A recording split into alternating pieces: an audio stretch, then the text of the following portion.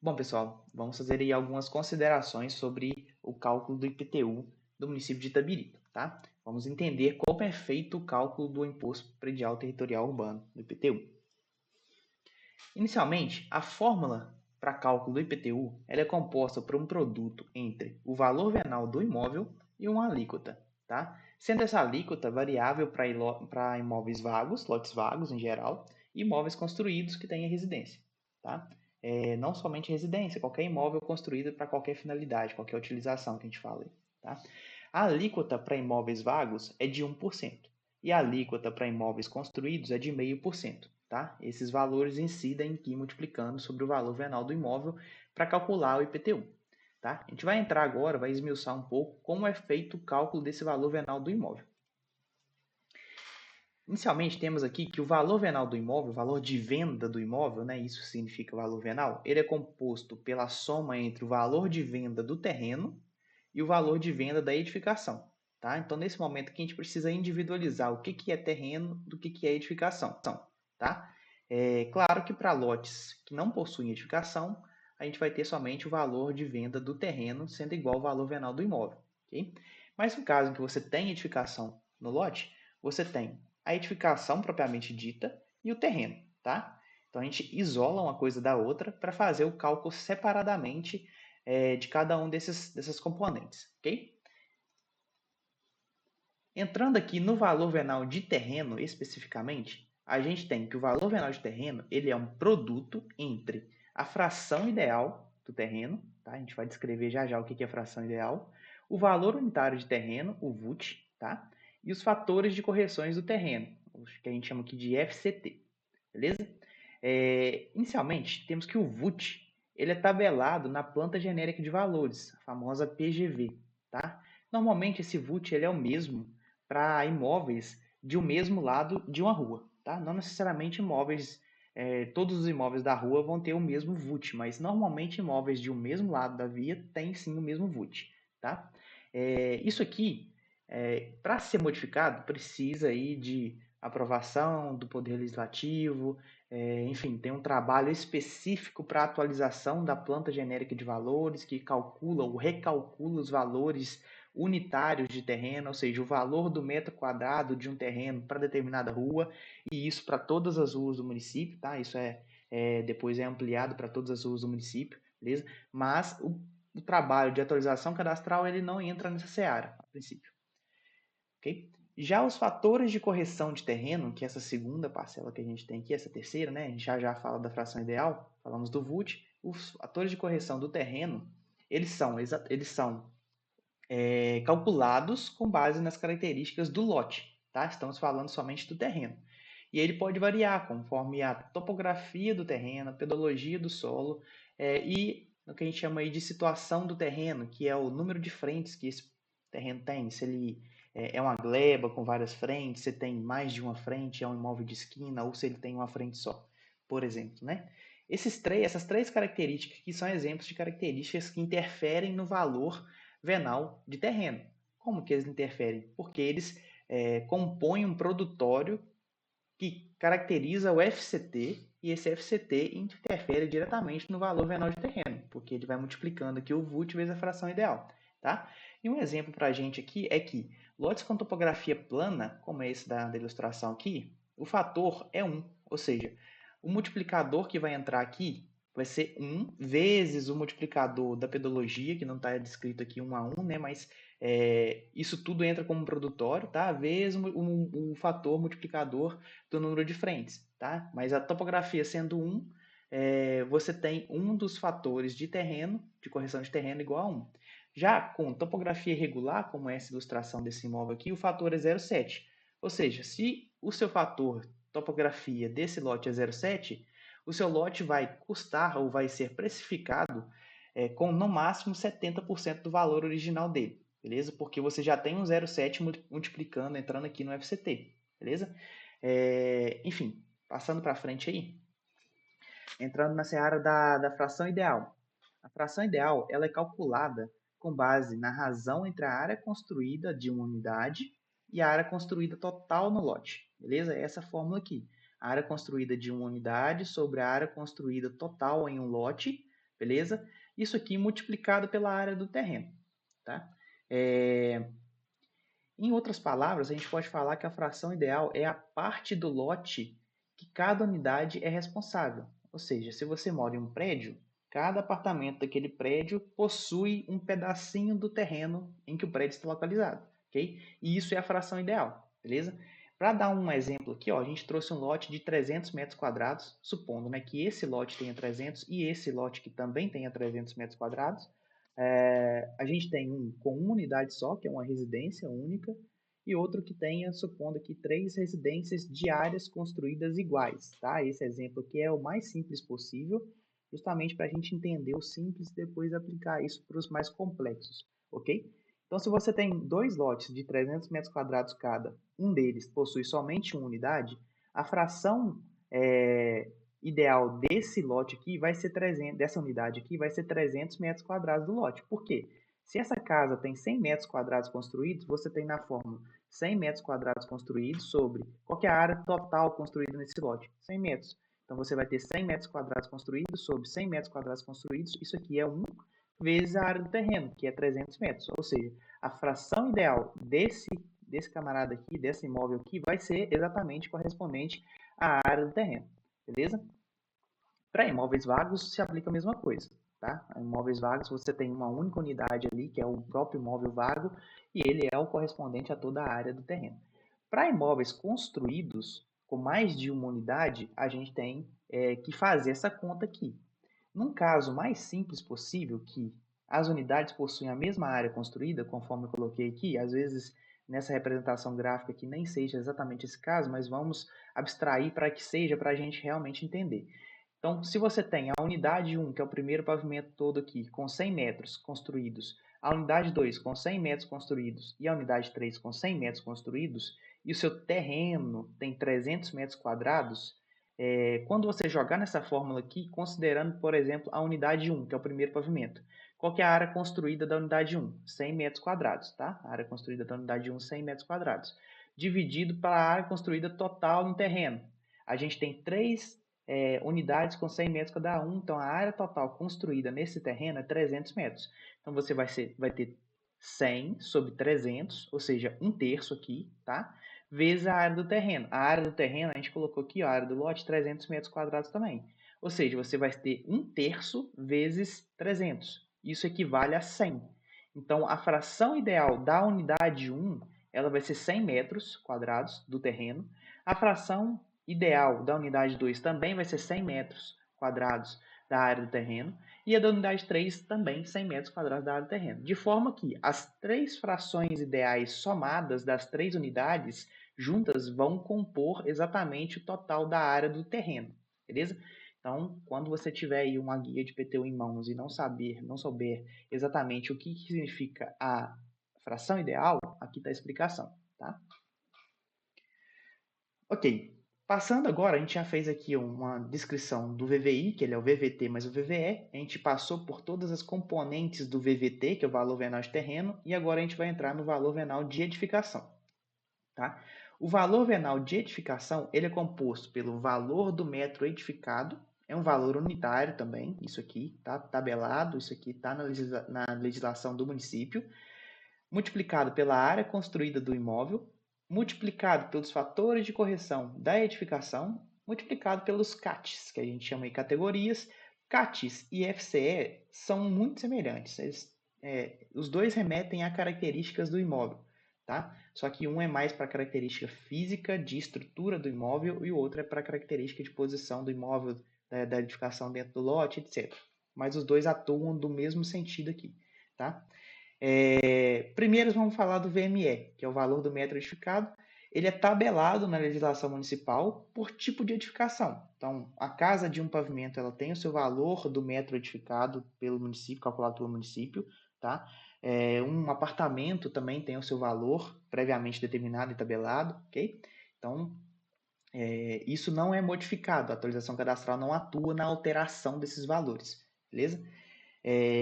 Já a área construída da unidade, é importante que a gente saliente aqui que uma área construída ela envolve todos os blocos construtivos de um determinado imóvel.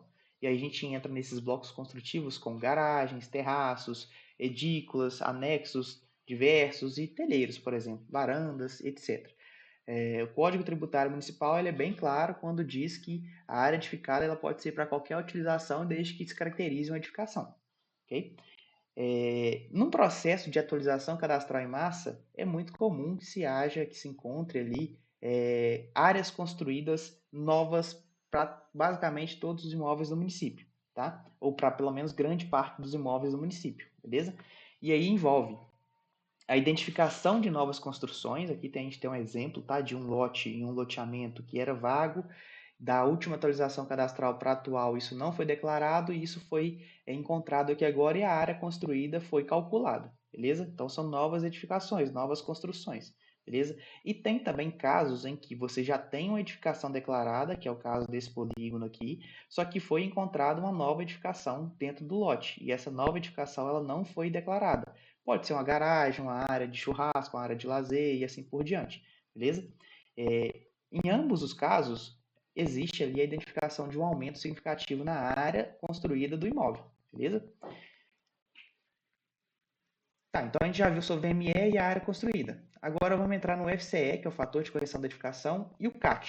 O CAT está dividido sobre 100 porque ele é tabelado em uma grandeza 100 vezes maior do que o FCE, tá? Então ele entra dividido, só para diferenciar aqui. Mas a fórmula em geral é essa, e a gente vai pegar alguns exemplos aqui de CAT e FCE, tá? O FCE ele varia, por exemplo, com o alinhamento da edificação dentro do lote, tá? Se ela está na frente do lote ou nos fundos do lote. Também pode variar com posicionamento e outros casos, tá? Eu trouxe só 2 casos aqui de alinhamento e posicionamento, mas o município tem um boletim de cadastro imobiliário com diversos casos, diversos campos, perdão, diversos atributos, com diversos preenchimentos, e a maioria desses preenchimentos interferem, essas características elas interferem no valor, do valor calculado do valor real da edificação, tá? Então, posicionamento, se é uma edificação isolada, ou seja, uma edificação sem divisa de parede com outra edificação no lote, ou ela é conjugada, né? Nesse caso que ela tem uma divisa de parede com outra edificação dentro do lote, isso também interfere no valor da edificação, tá? O CAT normalmente é relacionado à estrutura física dos imóveis, como cobertura, estrutura, estado de conservação, entre outros, tá? Janelas, esquadras, né? Esquadrias, perdão, e assim por diante, tá? Aqui a gente trouxe 2 exemplos, ó, do fator e do CAT, para a gente diferenciar isso aqui. Nesse caso aqui, a gente tem um imóvel, um amarelo e um vermelho, que você tem a posição conjugada entre eles, ou seja, os dois têm uma parede em comum, tá? E isso implica que o fator da edificação é 0,9. Ou seja, se o seu imóvel ele conjugado, tem a posição conjugada, ele vai valer no máximo 90% do que ele valeria se fosse um isolado, por exemplo, que é esse caso aqui. Você tem 2 imóveis e eles são isolados entre si, tá? Lembrando, a posição é só um dos fatores de construção, tá? De correção da construção. Eles são um produtório, então você tem um fator 0,9 para posição, aí você tem um fator alinhamento, por exemplo, 0,7, e isso vai sendo um produtório, tá? De forma que você pega esse produtório e insere aqui o valor dele na fórmula, tá? O CAT, como a gente disse, ele tem uma grandeza maior. Vocês estão vendo que o CAT aqui ele vai ser 10 para cobertura de telha colonial e 2 para cobertura de telha de zinco, tá? E aí a gente tem esse valor inserido aqui na fórmula, ele vai ser somado, tá? O CAT ele é somado em vez de ser um produtório. Então, se você tem um revestimento ótimo, você tem um CAT 10, mais uma cobertura de telha colonial com CAT 10, você aí já acumulou 20 pontos. Esse somatório de pontos é dividido sobre 100 e inserido aqui na fórmula, tá? Então, ó, só para vocês terem ideia do quanto isso é significativo, porque uma telha colonial, o CAT dela é 10, enquanto a cobertura de zinco, o CAT é 2. Novamente, isso aqui não é a prefeitura que determina, tá? Isso aqui é determinado pela legislação do município, tá? A prefeitura só aplica o que está determinado em legislação, beleza? Bom, mas conhecendo todos esses fatores, todos esses elementos componentes da fórmula, a gente consegue chegar em algumas conclusões, certo? Primeiro, a gente alterou, basicamente, no trabalho de atualização cadastral, as características e as áreas dos imóveis. A gente não modificou nenhum tipo de valor unitário, nem alíquota, nem nada do tipo, tá? E aí a gente pode trazer essa conclusão aqui para o nosso trabalho, ok? Para você aumentar a carga tributária, e quando a gente diz carga tributária, é a proporção de tributação incidente sobre um mesmo tipo de imóvel, você tem 4 possibilidades no âmbito do IPTU. Primeiro, você pode aumentar os valores unitários de terreno ou edificação, tá? Ou seja, aqui nessa forma, se a gente aumentar esse valor, ou aqui a gente aumentar esse valor, como é um produtório, em ambos os casos você vai estar aumentando o VVT e aumentando o VVE. Se você está aumentando esses dois valores, você aumenta o VVI, tá? Mas para isso, você precisa aumentar o valor unitário de terreno e o valor unitário de edificação. Isso não é feito no trabalho de atualização cadastral. Isso aqui, para ser implementado em um município, precisa de aprovação do Poder Legislativo. Isso não foi realizado, não é da seara do projeto de atualização cadastral, tá? Uma segunda possibilidade é aumentar os coeficientes incidentes nos fatores de correção, o CAT, ou seja, aumentar o valor do CAT para uma telha colonial, por exemplo, ou aumentar o fator incidente para uma posição conjugada. Só que isso também não é executado, tá? Não é esse valor 0,9 para a posição conjugada, ele não é modificado. Isso, novamente, é tabelado na legislação municipal, ok? Não há nenhum tipo de modificação nos coeficientes, nos valores numéricos incidentes em cada uma dessas classificações. Tá? Então, isso também não é realizado. Se você fizesse essa modificação, você alteraria esse fator, né, para cima ou para baixo, mas se for para cima, isso aqui aumentaria o VVE, o mesmo para o fator de correção do terreno. Se você aumentar essa parcela aqui no produtório, você vai estar aumentando o VVT e vai estar aumentando o VVI. Isso não é realizado.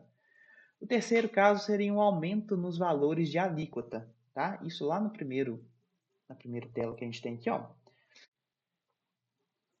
A alíquota ela é 1% para lotes vagos ou 0,5% para lotes construídos. Se você aumentar esses dois valores aqui, claro que você vai ter um aumento no que você calculou de IPTU, visto que o seu VVI vai ser o mesmo. Se você aumentar a alíquota, o IPTU aumenta. Isso também não é realizado. Novamente, a alíquota é prevista em legislação municipal. Tá? E o último caso, para aumentar a carga tributária, ou seja, a proporção de impostos que você paga sobre determinado imóvel, desde que aquele imóvel não sofra nenhuma modificação ao longo do tempo, você precisa modificar a estrutura da fórmula de cálculo. Tá? É mexer nessa estrutura toda que a gente está mexendo aqui, tá? A gente está visualizando aqui, inserir outras questões, por exemplo, testada, enfim. A gente tem exemplos de outros municípios com fórmulas de cálculo diferentes. Tá? Isso também não é realizado em hipótese alguma no trabalho de atualização cadastral. Ou seja, o trabalho de atualização cadastral não realizou alterações em nenhum desses 4 itens listados acima, então a gente pode concluir que não houve aumento da carga tributária sobre os imóveis de Itabirito. Tá?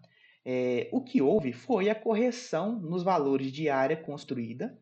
É importante usar esse termo de correção, porque estava desatualizado e agora passa a estar atualizado, ok? E também houve uma atualização nas características dos imóveis. Tá? Essa atualização de características dos imóveis, ela nem sempre vai resultar em um aumento. Aliás, normalmente ela não resulta em um aumento, e sim um decréscimo de valor. Tá? Porque um imóvel, por exemplo, se ele tem se ele passa, aqui não trouxe o exemplo de estado de conservação. Se o mesmo imóvel em 2004 ele era um estado de conservação ótimo, o CAT dele era 10. E aí em 2024, o CAT dele, desde que o estado de conservação dele tenha se deteriorado, não tenha passado por nenhuma reforma, o CAT dele vai ser menor, porque o estado de conservação dele é menos do que ótimo, certo? Então, num curso natural da vida útil de um imóvel, a atualização de características dos imóveis, desde que não haja nenhum tipo de atualização desse imóvel, né, de modificação das características do imóvel, a tendência é que a atualização das características mapeadas resulte em um decréscimo do valor. Tá? Mas houve a correção dos valores de área construída e de características dos imóveis. Esse trabalho ele pode e deve, tá? É uma obrigação da Prefeitura Municipal realizar esse trabalho periodicamente, tá? Isso busca promover a justiça fiscal e a equidade na tributação imobiliária, que você consegue tributar de forma mais justa, tá? E aí, às vezes, você tem casos de aumento de IPTU, de fato, né, no valor pago do IPTU, e não na carga tributária, na proporção tributária, mas no valor absoluto pago pelo IPTU, mas você também tem casos de decréscimo de IPTU, que é importante frisar, beleza?